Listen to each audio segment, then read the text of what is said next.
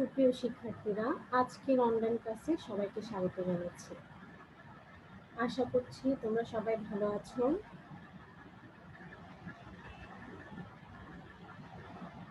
এখন আমরা তোমাদের হিন্দু ধর্ম ক্লাস করব। আমরা যে অধ্যায়টা পড়ছি সেটি হচ্ছে সপ্তম অধ্যায়, স্বাস্থ্য রক্ষা ও যোগ ব্যায়াম এবং আসন। আমরা আজকে পড়ছি দ্বিতীয় অধ্যায়, আসন থেকে বর্ণনামূলক প্রশ্ন উত্তর। তাহলে দেখো, আমরা প্রথম প্রশ্নটা একটু দেখি।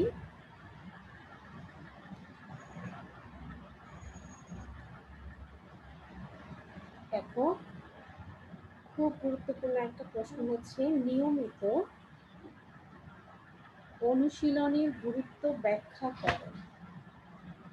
অর্থাৎ নিয়মিত আসন অনুশীলনের গুরুত্ব ব্যাখ্যা করো।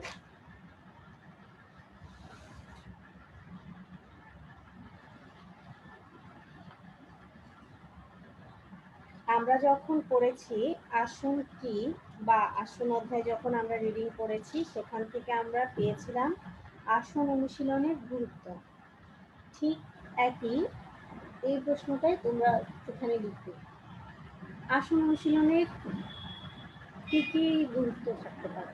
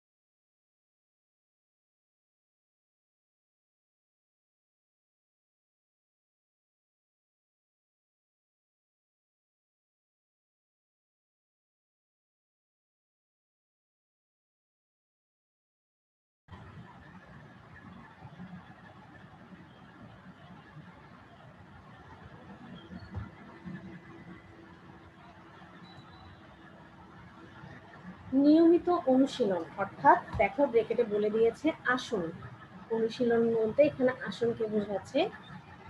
নিয়মিত অনুশীলন করলে শরীরের প্রতিটি স্নায়ুকোষ, স্নায়ুতন্ত্র, টিস্যু, পেশি সতেজ হয় এবং কর্মক্ষম থাকে।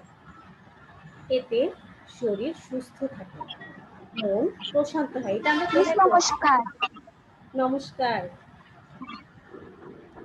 ভিডিও অন করো। আমি করছি।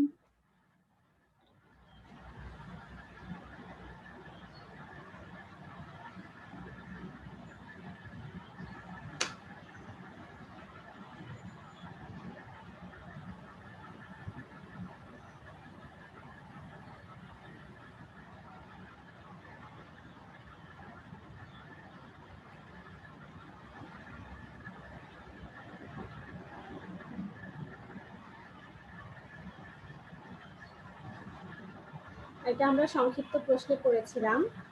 দেখো, তাছাড়া এর মাধ্যমে দেহ নমনীয় ও সবল হয় এবং মাংসপেশি পুষ্ট হয়।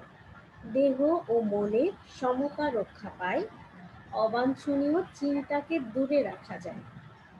সাধনার জন্য মন প্রস্তুত হয়। এগুলো হচ্ছে অনুশীলনের গুরুত্ব, অর্থাৎ আসন অনুশীলনের গুরুত্ব। শ্রেষ্ঠা,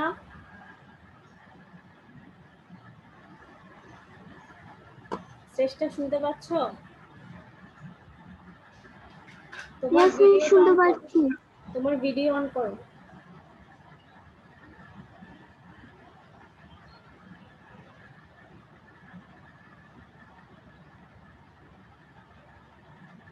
ওকে, আমরা প্রথম প্রশ্ন করেছি নিয়মিত আসন অনুশীলনের গুরুত্ব ব্যাখ্যা করো। নিয়মিত আসন অনুশীলনের গুরুত্ব ব্যাখ্যা করো।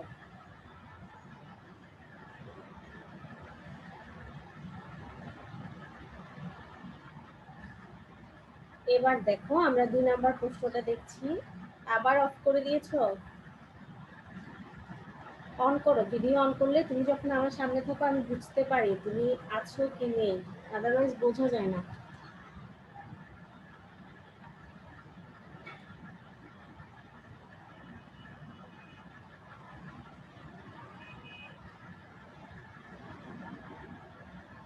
সর্বাঙ্গাসন অনুশীলনের পদ্ধতি বর্ণনা করো। এটা আমরা বইতে পড়েছি, বইতে দেওয়া আছে সর্বাঙ্গাসন কিভাবে অনুশীলন করতে হয়। তুমি কি দেখেছো?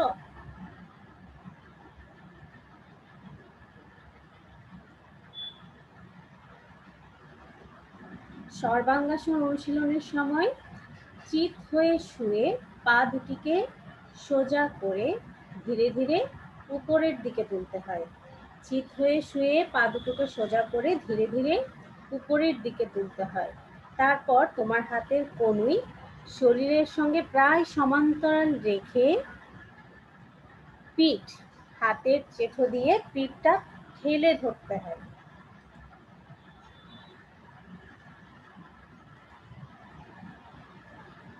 এ অবস্থায় থুতনি যেন বুকের ওপর কণ্ঠকূপে লেগে থাকে। তুমি কি ছবিটা দেখতে পাচ্ছ? সর্বাঙ্গাসন অনুশীলনের ছবি দেখছো? Yes, miss. তোমার ভিডিওটা অন করো বাবা। আমি Miss, আমার ভিডিও অন। ভিডিও অন, তাহলে তোমাকে কেন দেখা যাচ্ছে না?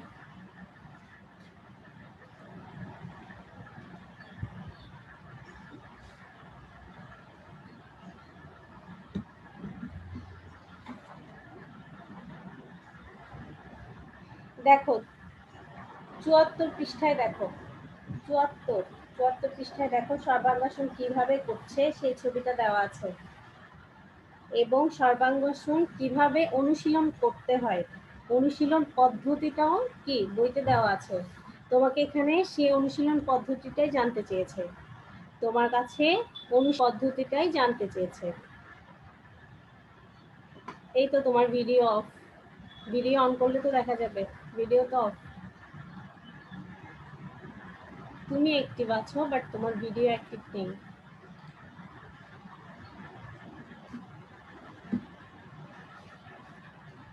ঠিক আছে, তাহলে এটার উত্তরও তুমি বই থেকে পাবে। ঠিক আছে, দেখো আমরা প্রথম প্রশ্ন যেটা পড়েছি আসন অনুশীলনের গুরুত্ব, সেটাও তুমি পাবে ৭৪ পৃষ্ঠায়। ৭৪ পৃষ্ঠায় সর্বাঙ্গাসনের উপরের দিকে আছে আসন অনুশীলন করলে কি কি হয়। এটাই হচ্ছে আসন অনুশীলনের গুরুত্ব, যেটা আমরা ১ নম্বর প্রশ্নে পড়েছি। এখন আমরা ২ নম্বর প্রশ্নে সর্বাঙ্গাসনের অনুশীলন পদ্ধতি, এটাও সেম ভাবে তুমি বই থেকেই দেখতে পাবে। ঠিক আছে, বাইরে কোথাও নিজে থেকেও লিখতে হবে না, সম্পূর্ণ অনুশীলন পদ্ধতিটা বইতে পরিষ্কার করে দেওয়া আছে।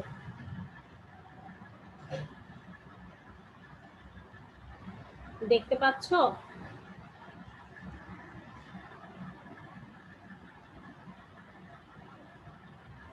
Yes, miss. বারবার ভিডিও অফ করবে না। তাহলে দেখো ৩ নম্বর প্রশ্নটা আমরা দেখি। গোমুখাসন অনুশীলনের পদ্ধতি বর্ণনা করো। পড়েছো এটা? গোমুখাসন অনুশীলনের পদ্ধতি পড়েছো?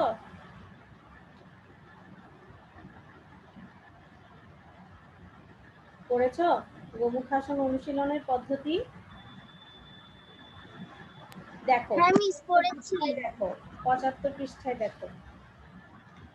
মিস, আমি পড়েছি। পড়েছো? বলতে পারবে? হ্যাঁ মিস, বলতে পারবো। বলো। ১ অনিদ্রা দূর হয়, ২ অসমান কাজ সমান হয়, ৩ এটা তুমি যেটা মেরুদণ্ড বলছো, সোজা হয়। চেষ্টা ১ মিনিট। তুমি যেটা বলছো সেটা হচ্ছে গোমুখাসন অনুশীলনের উপকারিতা। আমি উপকারিতা লিখিনি প্রশ্নে লিখেছি অনুশীলনের পদ্ধতি, অর্থাৎ এই আসনটা কিভাবে অনুশীলন করতে হবে। ঠিক আছে, তুমি যেটা বলছো সেটা হচ্ছে গোমুখাসন অনুশীলনের উপকারিতা।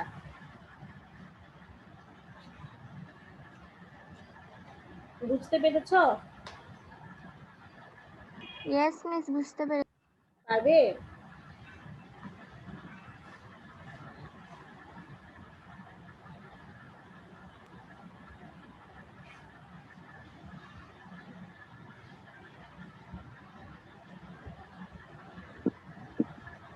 পা দুটিকে সামনে ছড়িয়ে দিয়ে বসতে হবে। বাম পা হাঁটুর কাছে ভাঁজ করে পায়ের গোড়ালি ডান দিকের নিতম্বের পাশে নিচে স্পর্শ করাতে হবে। দেখো একটু যদি খেয়াল করো ছবিটা তাহলে দেখতে পাবে ওনার যিনি বসেছেন ওনার দুটা পা এমন ভাবে রেখেছে যেটা দেখতে অনেকটা গরুর মুখের মতো।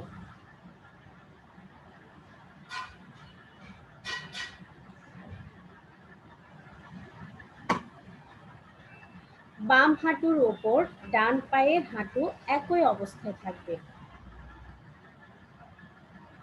এবার ডান হাত সোজা মাথার উপরে তুলে এনে ডান কনুই থেকে ভাঁজ করে পিঠের দিকে রাখতে হবে। এবার বাম হাত কনুই থেকে ভাঁজ করে পিঠের দিকে আনতে হবে। তারপর বাম হাতের আঙ্গুলগুলো দিয়ে ডান হাতের আঙ্গুলগুলো ধরার চেষ্টা করতে হবে। তখন আমাদের মেরুদণ্ডটা সোজা থাকবে।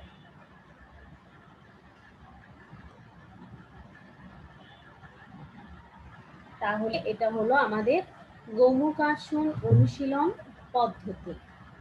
আমরা পড়লাম আসন অনুশীলনের গুরুত্ব, সর্বাঙ্গাসন অনুশীলন পদ্ধতি এবং গোমুখাসন অনুশীলন পদ্ধতি।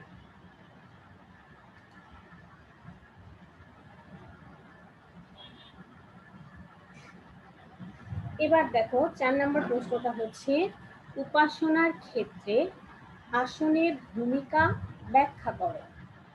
উপাসনার ক্ষেত্রে আসনের ভূমিকা ব্যাখ্যা করো।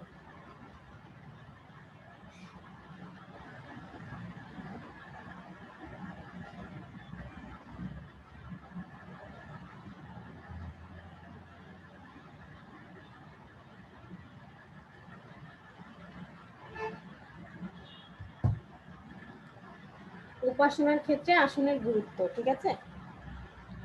উপাসনার ক্ষেত্রে দেহ ও মনের ভূমিকা অপরিসীম, কেননা দেহ ও মনের সুস্থতা না থাকলে উপাসনায় একাগ্রতা থাকে না। তাই উপাসনার ক্ষেত্রে আসনের ভূমিকা অনুধাবন করতে হবে। বিভিন্ন উপাসনার ক্ষেত্রে বিভিন্ন আসনের প্রবর্তন হয়েছিল, যেমন পদ্মাসন, শবাসন, বজ্রাসন, পদহস্তাসন, সর্বাঙ্গাসন ও গোমুখাসন ইত্যাদি। এগুলো আসনগুলোর নামটা তোমরা 74 পৃষ্ঠায় দেখতে পাবে। আবার আসন আমাদের দেহ ও মনকে একাগ্রচিত্তে ঈশ্বরের উপাসনার জন্য প্রস্তুত করে। এভাবে আসন হয়ে উঠেছে ধর্মের অঙ্গ।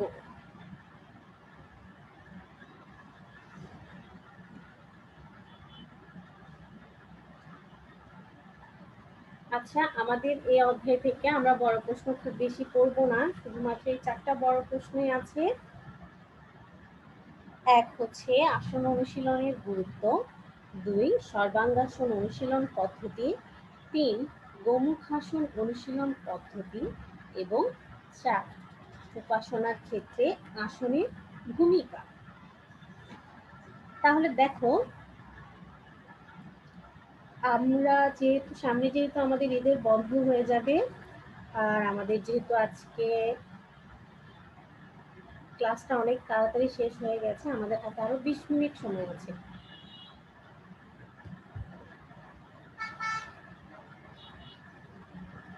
এই জন্য আমরা এখন দেখো বই থেকে আমরা অষ্টম অধ্যায়টা একটু রিডিং করে নেব, ঠিক আছে। নেক্সট ক্লাসে আমরা অষ্টম অধ্যায়ে শূন্যস্থান মিলকরণগুলো পড়বো। আজকে একটু আমরা রিডিংটা পড়ে নিই। দুটো পেজ আছে, আমরা রিডিংটা একটু পড়বো। তোমরা পেন্সিল দিয়ে দাগাবে, ইম্পর্টেন্ট লাইনগুলো পেন্সিল দিয়ে দাগাবে। প্রতিটি মানুষ জন্মগ্রহণ করে পৃথিবীর একটি নির্দিষ্ট ভূখণ্ডে, যা তার জন্মভূমি বা নিজ দেশ। অর্থাৎ আমরা আজকে পড়ব দেশপ্রেম। আমরা আজকে দেশপ্রেম অধ্যায়টা রিডিং করব। মানুষ জন্মভূমি বা দেশের আলো বাতাস অন্ন জলে লালিত পালিত হয়ে বেড়ে ওঠে। এ কারণে জন্মভূমি বা দেশের প্রতি মানুষের থাকে এক ধরনের আবেগময় অনুরাগ। দেশের ভাষা, সাহিত্য ও ঐতিহ্যের সঙ্গে গড়ে ওঠে নারীর সম্পর্ক। দেশের জন্য জন্ম নেয় নিবিড় ভালোবাসা। দেশের প্রতি মানুষের এই অনুরাগ ও ভালোবাসায় দেশপ্রেম। তাহলে দেখো, এখানে আমরা দেখলাম দেশপ্রেম কি। এই দেশপ্রেম কিভাবে প্রকাশ পায়? আমাদের মধ্যে যে একটা দেশপ্রেম আছে, সেটা কিভাবে প্রকাশ পায়? দেশপ্রেম প্রকাশ পায় আমাদের কাজে, আমাদের আচরণে। দেশপ্রেম প্রকাশ পায় দেশের মঙ্গলের জন্য কঠোর পরিশ্রম ও আত্মত্যাগে।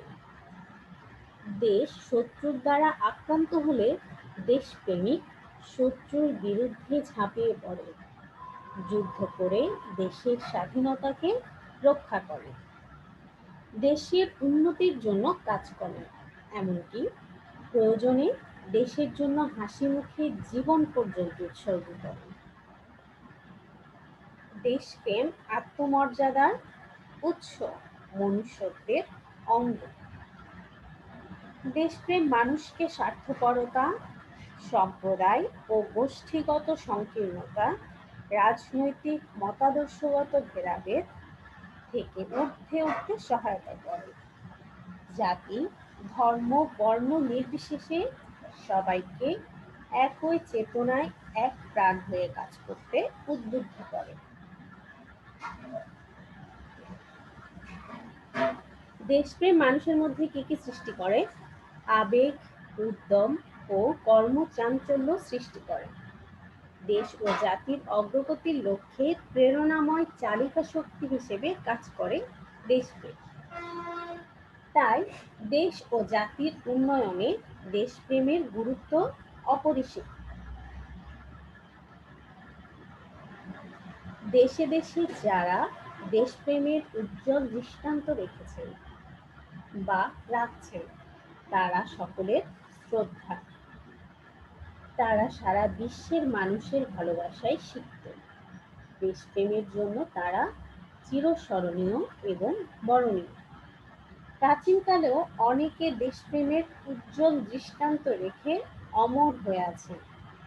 মহাভারত থেকে এমন একজন দেশপ্রেমিক রানীর কাহিনী আমি তোমাদের শোনাচ্ছি। সে রানীর নাম হচ্ছে বিদুলা। তাহলে এখন আমরা পড়ব বিদুলার দেশপ্রেম। প্রাচীনকালে সৌবীর নামে একটি রাজ্য ছিল। বিদুলা ছিলেন সৌবীর রাজ্যের রানী। সৌবীর রাজ আর বিদুলার একটি মাত্র পুত্র ছিলেন, তার নাম সঞ্জয়। সঞ্জয় যখন যুবক, তখন হঠাৎ সৌবীর রাজ মারা যান। এ সময় সুযোগ বুঝে সিন্ধুরাজের রাজা সৌবীর রাজ্য আক্রমণ করেন। সঞ্জয় সহজেই পরাজিত হলেন, কারণ সে তখন কি ছোট ছিল। সিন্ধুরাজ সৌবীর রাজ্য অধিকার করলেন। রাজ্য হারিয়ে ম্লান মুখে শুয়ে আছেন সঞ্জয়। হারানো রাজ্য পুনরুদ্ধারের কোনো চেষ্টাই তিনি করছেন না। এদিকে রানী বিদুলা পরাধীনতা সহ্য করতে পারছেন না। তিনি পুত্র সঞ্জয়ের কাছে গিয়ে তাকে যুদ্ধের প্রস্তুতি নিতে উৎসাহ দিলেন। সঞ্জয়কে ভৎসনা করে তিনি বললেন, মনে হচ্ছে তুমি আমার পুত্র নও। আমার পুত্র এমন কাপুরুষ হতে পারে না। তুমি তোমার পিতা সৌবীর রাজের কথা স্মরণ করো, কি তেজ আর সাহস ছিল তার। এ পরাধীনতা তিনি কিছুতেই মেনে নিতে পারছেন না। নির্ভীক হও, শত্রুকে পরাজিত করে হারানোর রাজ্য উদ্ধার করো। এগুলো কে বলেছিলেন? রানী বিদুলা বলেছিলেন। কাকে? তার পুত্র সঞ্জয়কে। সঞ্জয় বললেন, আমি যদি যুদ্ধে মারা যাই তাহলে সমস্ত পৃথিবী পেয়ে তোমার কি হবে মা? বিদুলা ক্রোধে জ্বলে উঠলেন। তিনি বললেন, দেশের স্বাধীনতা রক্ষার জন্য মৃত্যু, সে তো বীরের মৃত্যু। মরতে তো একদিন হবেই। স্বাধীনতার জন্য যুদ্ধ করে হারানোর রাজ্য শত্রুমুক্ত করার জন্য যুদ্ধ করে যদি প্রাণ যায় তবে যা। সুতরাং হয় স্বাধীনতা, না হয় মৃত্যু। বীরের মতো এই পণ করে যুদ্ধে অবতীর্ণ হও।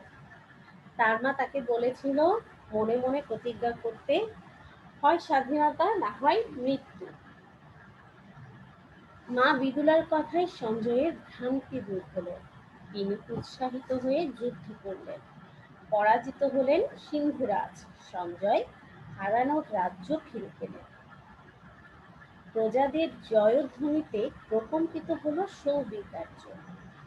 অভিনন্দন লাভ করলেন সঞ্জয়, আর দেশপ্রেমের গৌরবে বিদুলা স্মরণীয় হয়ে রইলেন।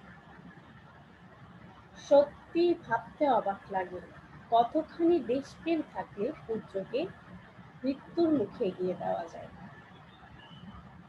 বিদুলা এমনই গভীর দেশপ্রেমের অধিকারিণী ছিলেন। আমরাও বিদুলার মতো দেশপ্রেমিক হব, ভালোবাসবো আমাদের দেশকে। দেশের মঙ্গলের জন্য, দেশের উন্নতির জন্য, দেশের স্বাধীনতার জন্য কাজ করব। আসলেই দেখো, কতটা দেশপ্রেম থাকলে একজন মা তার পুত্রকে কি মৃত্যুর দিকে ঠেলে দিতে পারে।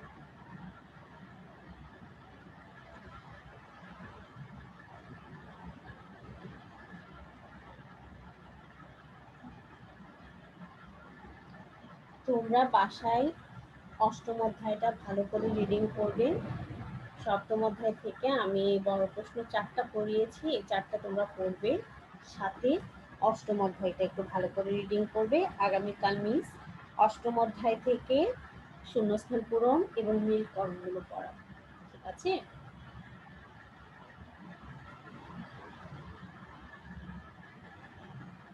ওকে, দেখো তাহলে আরেকবার আমি একটু বলি, আজকে আমরা সপ্তম অধ্যায় থেকে কি পড়েছি। সপ্তম অধ্যায় থেকে আমরা পড়েছি বড় প্রশ্ন। প্রথম প্রশ্নটা ছিল আসন অনুশীলনে গুরুত্ব ব্যাখ্যা করো।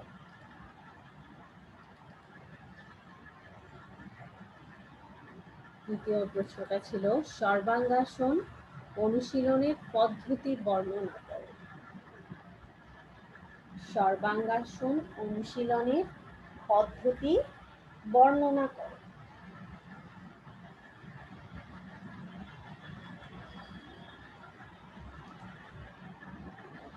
পরের প্রশ্নটা হচ্ছে গোমুখাসন অনুশীলনের পদ্ধতি বর্ণনা করো।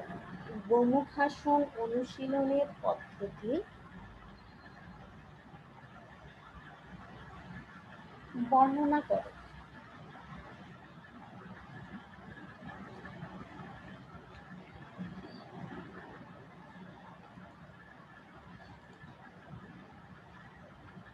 উপাসনার ক্ষেত্রে আসনের ভূমিকা ব্যাখ্যা করো।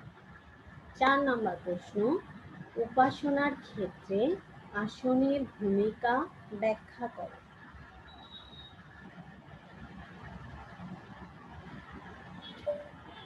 সপ্তম অধ্যায় কাঠামোগত প্রশ্নগুলো পড়বে, 4টা প্রশ্ন, এবং অষ্টম অধ্যায়টা রিডিং করে নিচ্ছে আজকে।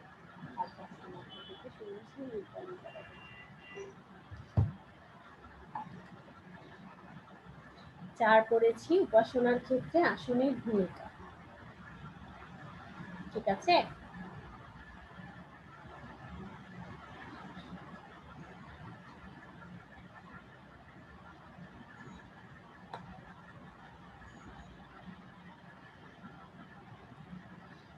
আমি ৪ নাম্বার প্রশ্নটা আরেকবার বলছি। উপাসনার ক্ষেত্রে দেহ ও মনের ভূমিকা অপরিসীম। কেননা দেহ ও মনের সুস্থতা না থাকলে উপাসনায় একাগ্রতা আসে না। তাই উপাসনার ক্ষেত্রে আসনের ভূমিকা অনুধাবন করতে হয়। বিভিন্ন উপাসনার ক্ষেত্রে বিভিন্ন আসন প্রবর্তন হয়েছিল। বিভিন্ন উপাসনার ক্ষেত্রে বিভিন্ন আসনের প্রবর্তন হয়েছিল।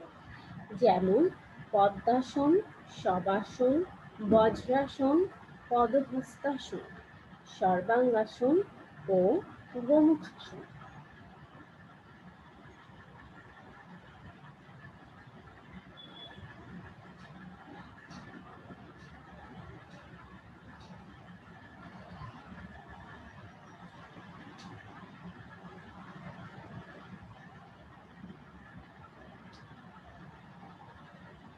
আবার আসন আমাদের দেহ ও মনকে একাগ্রচিত্তে ঈশ্বরের উপাসনার জন্য প্রস্তুত করে।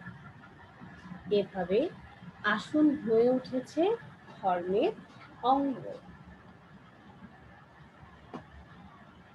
ঠিক আছে, তাহলে তোমরা এই ৪টি প্রশ্ন ভালো করে পড়বে এবং বাড়ির কাজ করবে এই ৪টা প্রশ্ন। তোমাদের হোমওয়ার্ক থাকবে কাঠামোবদ্ধ প্রশ্ন উত্তর ১ থেকে ৪।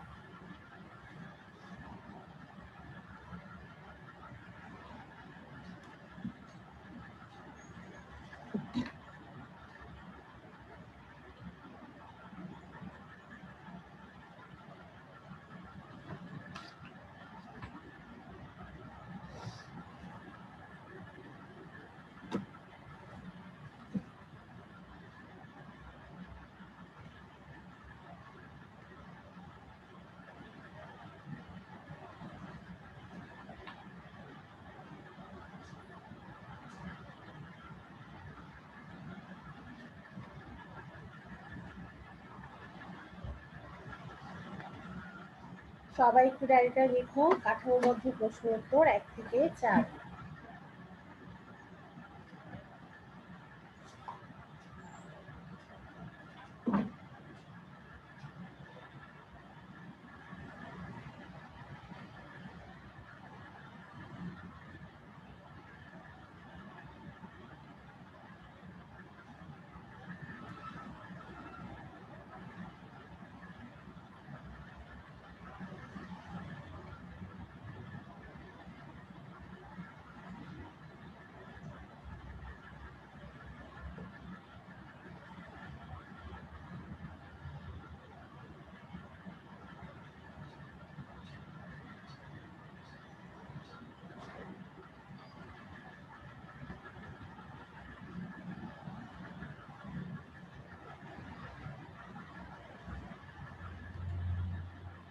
প্রিয় শিক্ষার্থীরা, তাহলে মিস আজকের ক্লাস এখানেই শেষ করছি। সবাইকে অনেক ধন্যবাদ। নমস্কার।